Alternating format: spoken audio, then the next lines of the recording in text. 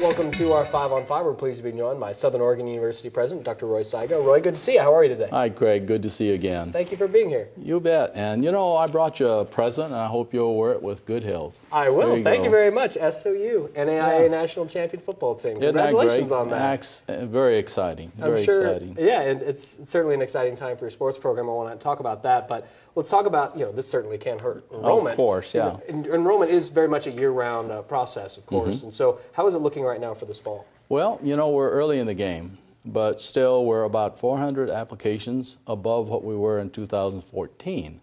And if that momentum continues, we hope to be a couple % up from last year. So it's a very, very positive thing, and we're very excited. We have the applications, and then we do the admits, and then confirm. Confirm to the people who put money down.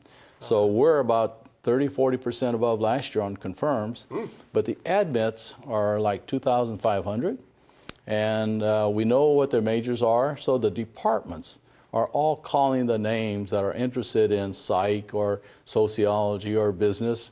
And for example, I'm a biologist, so the biologists are calling these individuals and say, hey, Craig, would you be interested in studying the Rogue River? Would you be interested in dam removal, water quality, fish behavior? And so when you get this high-touch relationship, the students can't wait to come to SOU. Yeah, it's very cool they're reaching out before they show up on campus. Absolutely. And establishing that rapport as well. So there's also a change in funding referred to as outcomes-based funding. What is that and how does it work? Well, that's the Higher Education Coordinating Commission, and they have new criteria on how they will fund us. And in the past, we've been supported by enrollment. That's head count.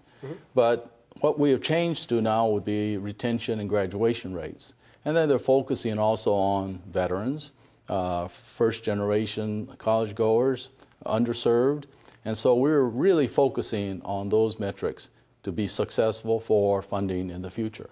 Okay, now how significant will this new formula process influence the future of SOU, and what kind of changes do you see for the future? Well, we are high touch, and we are very focused on the success of our students. So we are focusing on every student being his or her own child. And so if we focus on the student being successful all through the line, then we are going to be successful in retaining that student and going to graduation. And what about the retrenchment process? This is something you inherited, if you will. That's correct, yeah. And how was that process, and where are we at in it? Well, we are right along on it, and we've met all the metrics, and we're going above and beyond. So our enrollments are up, and our retention is up, graduation's up, and we are funded on minus 2.6 last year, and we were plus 2. This year we're funded on minus 1%. But we're going to be above that. So we have gone beyond the metrics that are expected by the Oregon University system. Okay, and a change we've seen in the Oregon University system is local boards. Tell us about how many times have you met with your new board and how that process is coming? Well, the new board has met about 2 or 3 times, and the subcommittees of finance and academic affairs, they're separate. Okay. And so we've met about 3 or 4 times. They've gone through training. And now they're looking at how the institution is governed and grown, and they have been fantastic. And I will tell you, I feel so positive because I feel I have another team supporting us, guiding us, and making sure that we meet the metrics of the HECC. Okay, so we talked earlier about the football team. Pride and joy, certainly, national champions, can't go wrong. So what about, you guys are also bringing soccer back and women's wrestling as well. It's a lot of excitement going on here. Well, I'm surprised that you remember women's wrestling. That is unusual. We found that students are retained when they come in.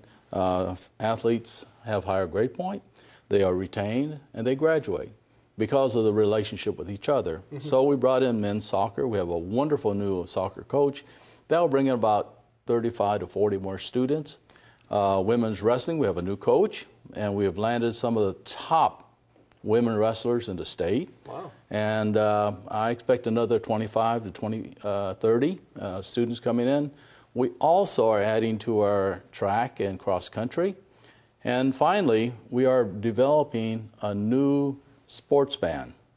And we had a band numbers of years ago, but I felt that it would be great to have sports band because we need more spirit.